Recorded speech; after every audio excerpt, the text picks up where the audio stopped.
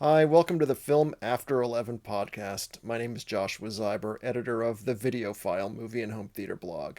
With me this week is my 12-year-old son, Thomas. Mm-hmm. Thomas, choosing a movie this week put me in a tight spot. Earlier this year, I made the completely arbitrary decision to do movies for this podcast in alphabetical order, and this week we are up to the letter O. That which proved to be much more difficult than I thought it would be. Turns out that most of the movies in my collection were either inappropriate for a 12-year-old or I didn't think you'd enjoy very much. Stuff like Once Upon a Time in the West, Once Upon a Time in Hollywood. Really, just about any movie that begins Once Upon a Time is bad for a 12-year-old. Um, the Outlaw Josie Wales, the Omega Man, maybe. I didn't really dig that. So maybe some of our viewers had some better ideas I didn't think of. But what I came up with this week is the Coen brothers' very weird, kind of pretty funny movie period comedy. Oh brother, where art thou? Thomas, I'm going to assume you've never heard of this movie and don't know what it's about. Is that fair to say? No. No, it's not fair to say? Oh no. No, I don't know anything. All right.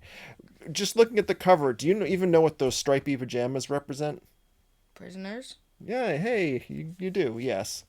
So what do you think it's about? Prisoners escaping prison. He got it. First try. Nice. All right, if you're ready to watch, let's break out of this joint and find out what it truly means to be a Dapper Dan man.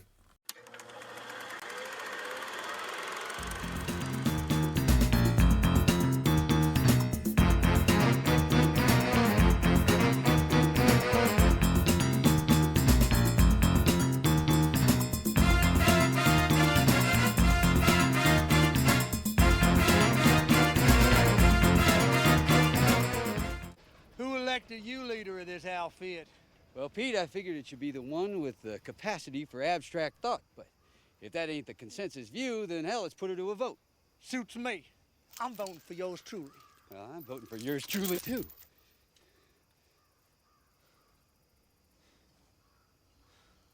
Okay, I'm with you fellas.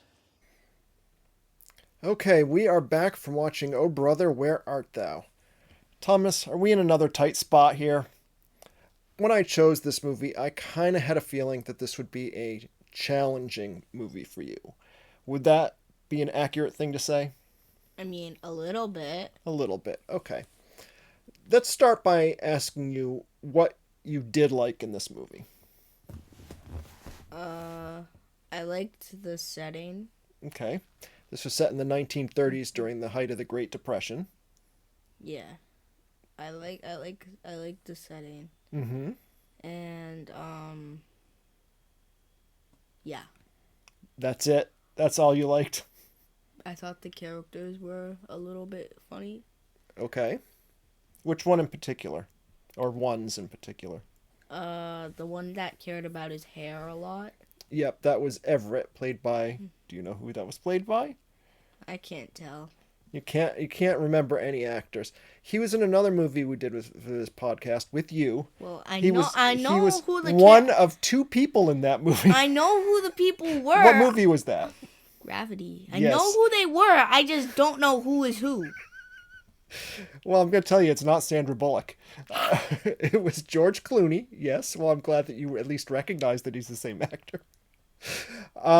Yes, saw him in and the he is credits. obsessed with his hair, constantly fiddling with it, and he has to have his pomade, which is not really a word that's used or what we call it anymore. It's basically hair gel. Hold on now. I don't want this pomade. I want Dapper Dan. I don't care, Dapper Dan, I care fop. Well, I don't want fop, goddammit. I'm a Dapper Dan man. And he's more obsessed with that than he is with other things. Anyone else you liked in the movie? I liked the other two guys. Okay, so all of the three characters Yeah. then. All right. Yeah, we had Everett, played by George Clooney. There was Pete, who was played by an actor named John Turturro, who you may not remember, but he was also in some Transformers movies. He played the government agent in those. But I don't really expect you to remember him. And then the last guy was named Delmar, and he's played by an actor named Tim Blake Nelson, and he was the dumb one, the really dumb one. Okay, so you liked the characters. Mm-hmm. All right. Anything else? That's all. Okay, great. What didn't you like in the movie? Um, I didn't like the way they talked. I thought I was. The way that they kind of is there one particular character you had trouble with? Mm, Or no, just all of them? just all of them. Okay. Yes, they use a very strange type of dialogue in this movie. I think especially Everett, played by George Clooney. He likes to sound like he's really intelligent and show off how smart he is, but really he's just using fancy words to use them. Ain't no one gonna pick up 3 filthy, unshaved hitchhikers, and one of them a know-it-all who can't keep his trap shut. Pete, the personal rancor reflected in that remark I don't intend to dignify with comment. But I would like to address your general attitude of hopeless negativism. What did you think of the music in the movie? I thought it was okay.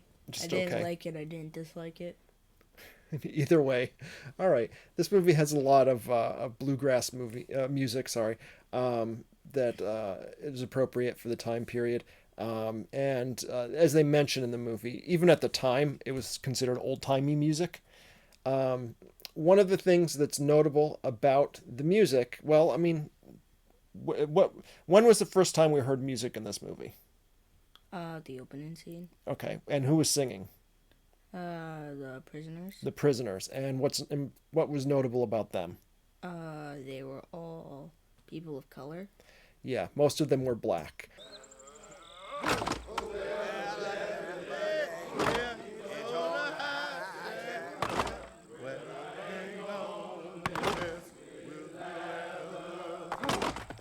And that's because of Racism. race, largely because of racism, because black people were often considered criminals and were more likely to be arrested than white people. Now, of course, the main 3 characters were white, but this movie has a very strong theme of racism running through it.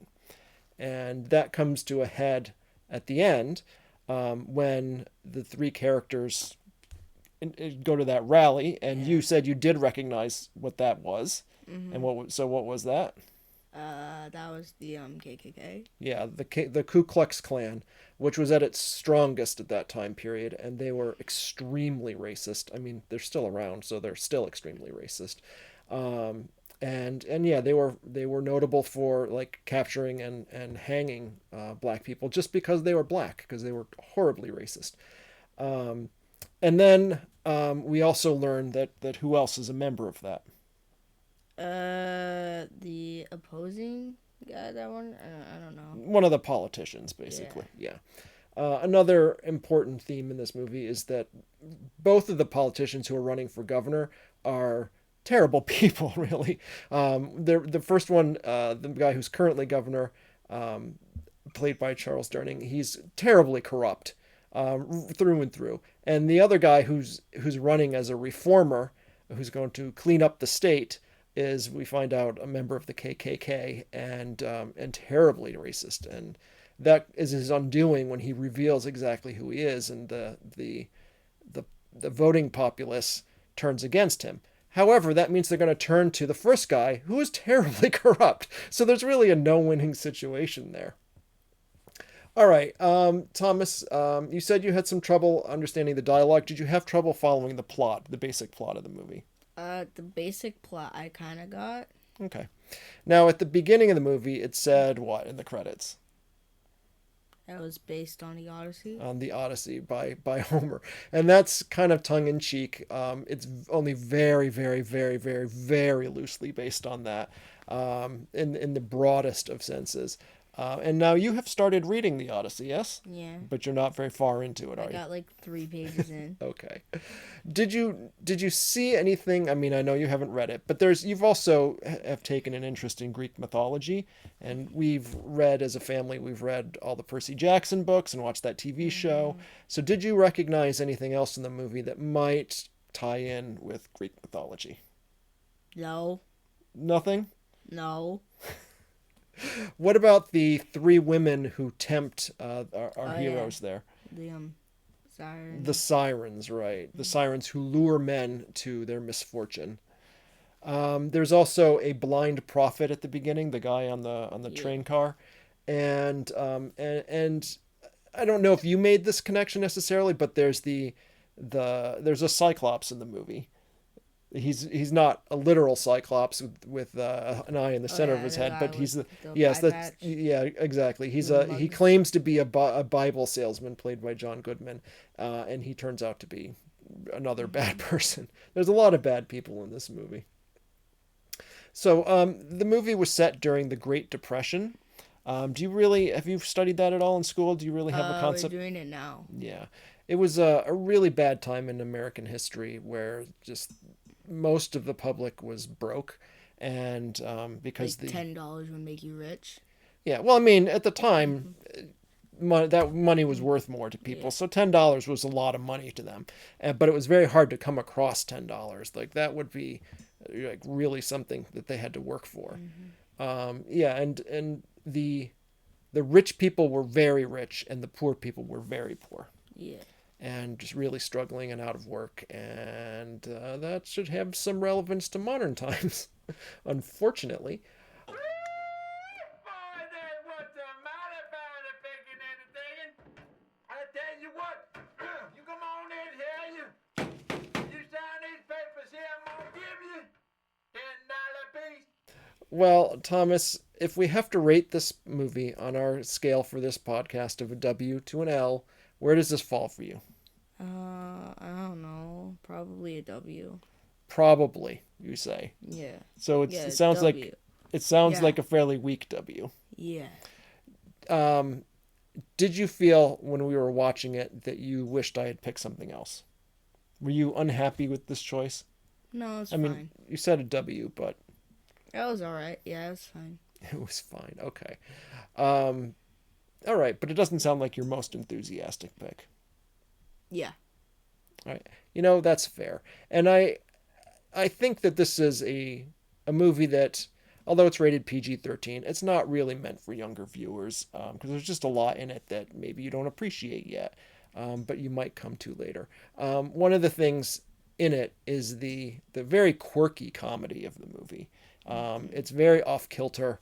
Not just the way the characters speak, but their behavior also, the weird things that they do. And the movie is just weird in general, and that's a hallmark of the directors of this movie. Their names are Joel and Ethan Coen, and most of their movies are very weird and quirky.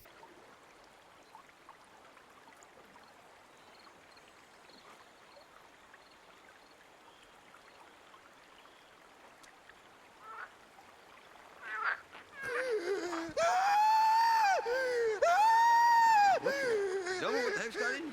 Can't you see it, Everett? Them sirens did this to Pete. They loved him up and turned him into a horny toad.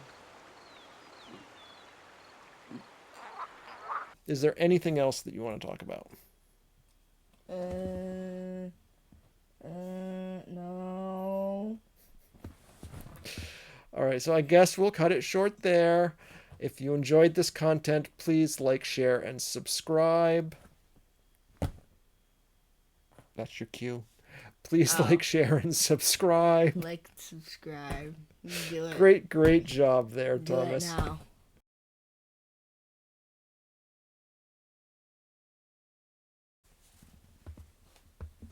It's almost there. Is this actually how you want to be remembered, Yeah. seen by people?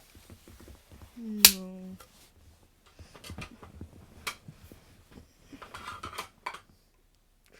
What happened to your hair when you did that? I mean, it's beautiful.